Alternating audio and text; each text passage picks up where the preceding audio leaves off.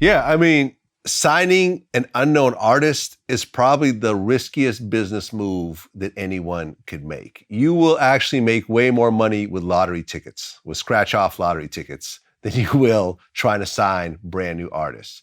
Even the labels, man, like the reason why these deals are set up the way they are at the labels is that out of 10 albums that a label will put out, 9 of them will lose money.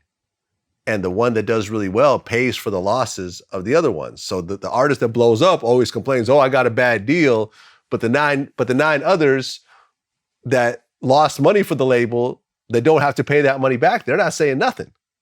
So it's one of those things, man. I really salute you for actually doing that time and time again, because we're talking about your successes, but how many artists have you signed that literally was just a waste of money for you? A lot. A lot. If you look at the percentages, artists that you made money with versus artists that you've basically lost everything that you invested in them? I'll say 30% really kind of got out the green. Got out the red. 70% loss rate. Yep. You have a 70%. Any business with a 70% fail rate will usually just go out of business. Yeah. Right, except for music. And I'm coming is sort of... And on a lot of these artists, I'm coming out of my pocket, like me believing I'm not no big label over me. I'm not using their money. Like a lot of it is because I believe, Yeah. So. Yeah. I mean, you talk about Dallas, how many people saw Post Malone early on? Who would have thought that Post Malone would be like the biggest artist in the world right now? You probably heard of him before he blew up, right? Right when White Iverson dropped, that's when I first it literally had 300 views, and it went stupid. But that's when I first heard of him, though. Yeah, I mean that's when a lot of us heard of him. But I didn't think that White Iverson would turn into what he is today. Exactly. Like the biggest, I think didn't he have the biggest selling album of 2020, like of any genre, like on that level? And he's like top 5 on like Spotify monthly listeners. Yeah, that's what I'm saying. Like he is the monster. Rappers could talk about who the biggest artist out of Dallas, but once you mention Post Malone, that conversation is over. Yeah. It just is what it is. Numbers wise, that conversation is over at that point.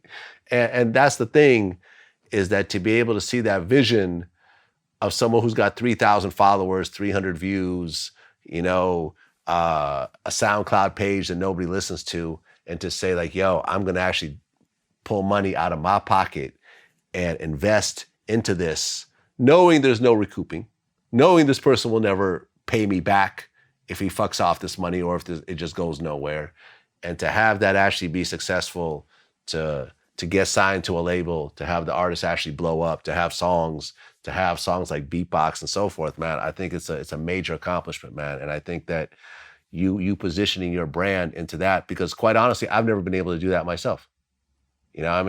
I've seen some artists over the day, but I've never really been bold enough to say, okay, cool, I'm going to actually devote my time and energy and money into this because I believe in it. I've just always been focused on my part of the business. So the fact that you actually use your platform and have been this successful at it, man, congrats. Appreciate it. Most people cannot do that. It's really like the hardest job in the world. Really the hardest job in the world, man. Well, listen, man, Shawn Cotton, Say Cheese TV. Always a pleasure, man, when we sit down and talk. Me and you communicate. Whenever I hit you, you always hit me back. I've been watching what you're doing. I've always been, very impressed with all the moves that you've been making and the way that you've run your business. I appreciate, whenever I get mentioned, the way you talk about me publicly, I think is I appreciate that as well, because you don't have to do that. You could just go on to the next topic, but pointing out that, that what I did actually had some influence on you and talk about how other brands, I think you had mentioned this one interview, like, you saw a lot of brands that fell off because of the way they do business, but you look at the TMZs and the Vlad TVs as the ones that have sustained. When I read that, I'm like, oh, that's dope. That means a lot for him to say something like that, man. It's real. It's real. It's hard to, y'all been at the top for so long. It's hard to stay at the top. You seen World Star, they ran the 2010s. Now look, you know what I'm saying? Like, shit changes. Well, Q died.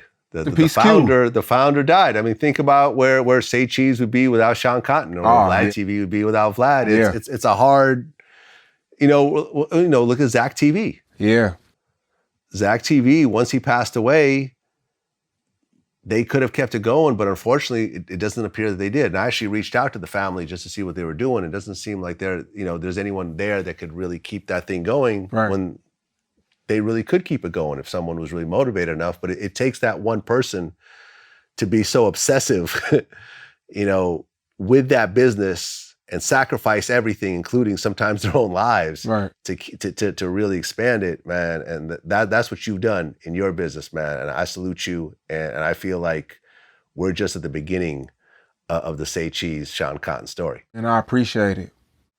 No doubt, man. Until next time. Love. Peace.